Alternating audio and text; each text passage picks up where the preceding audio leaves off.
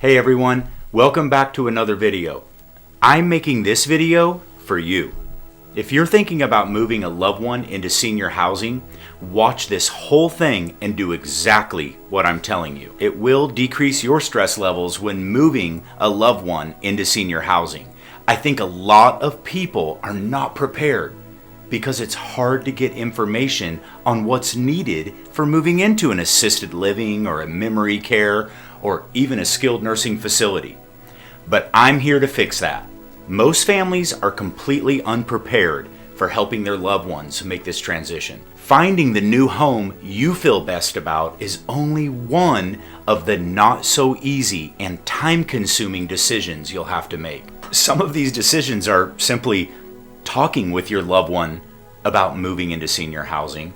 You may also have to start working on things like putting together a power of attorney or a legal guardianship, along with tasks like packing, scheduling movers, but then also unpacking and setting up the new room or apartment.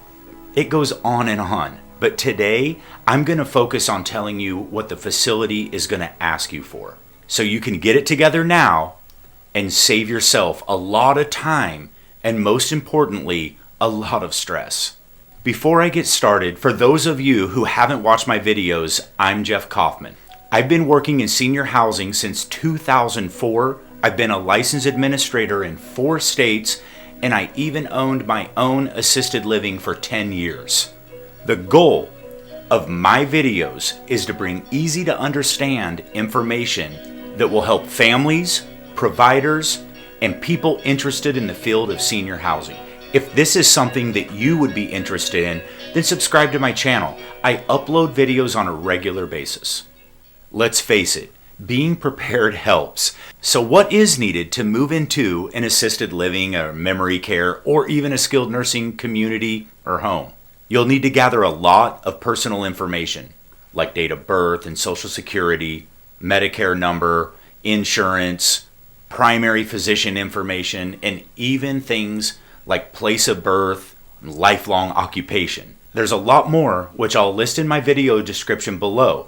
But real quick, for those of you who don't know how to get to the video description on YouTube, I'll put a little picture up right now so that you know how to get there.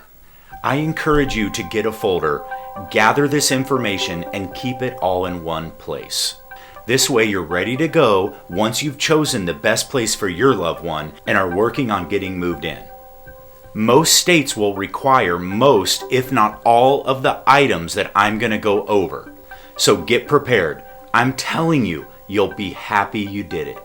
All right, so let's get started. The first thing that you're going to need is to gather a lot of information.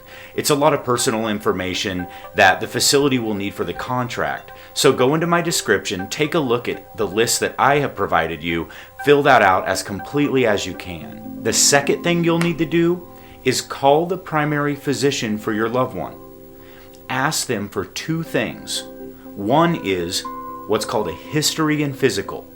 I know that sounds like 2 things, but it's really just one, and the doctor will know exactly what it is. Number 2 is a medication list. You need a current medication list. The facility's going to want to take a look at these things in order to assure that they can provide the care that's needed for your loved one. It's one of the tools that they use when they do their assessment. The third and final thing to do is to make copies of things like the Medicare information, insurance cards, identification, power of attorney, medical power of attorney, legal guardianship documentation, and advanced directives. Also, if you haven't discussed or know what an out-of-hospital do not resuscitate order is, it's otherwise known as a DNR. Now is the time to discuss and learn about it. It's not complicated, but it's extremely important. The DNR is going to help communicate to emergency personnel if you're unable to communicate yourself, like you're unconscious. So get familiar with this form, learn about it, and get it in place.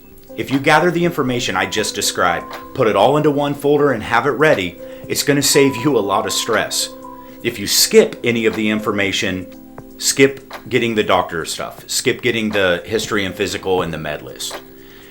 because the facility's probably going to need a more updated version anyway. However, I encourage you to get it. It's not going to hurt to have it, and it will help the facility in determining whether they can care for your loved one. I hope you found this video helpful. Thank you so much for watching. If you enjoyed or found it to be good information, others will too, so push that like button and please subscribe to my channel. It helps others find me for future videos that may help them. Did that make sense?